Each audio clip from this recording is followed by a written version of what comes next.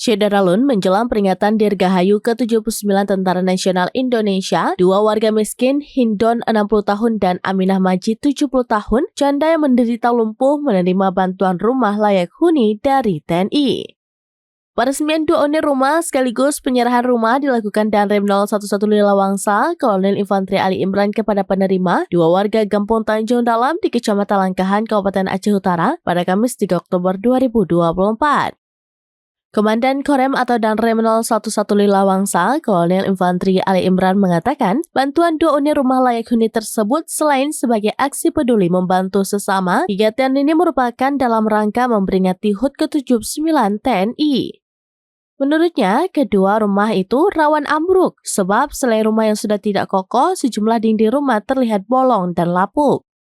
Kolonel yang merupakan putra asli Aceh itu miris melihat masih banyak masyarakat yang hidup dengan di bawah garis kemiskinan khususnya di daerah pedalaman Aceh. Hari ini kami sudah menyelesaikan dua rumah bantuan, rumah duafa. Yang pertama tadi di Bu Hindun, janda, terus untuk Bu Aminah dengan anaknya Taufik. Kegiatan ini salah satunya dalam rangka hari ulang tahun TNI yang ke-79.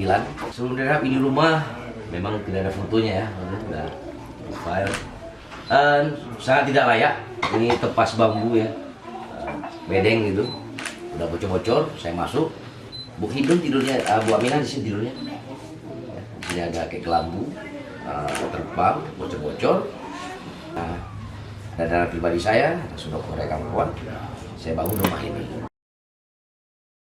Download Tribun X sekarang, menghadirkan lokal menjadi Indonesia.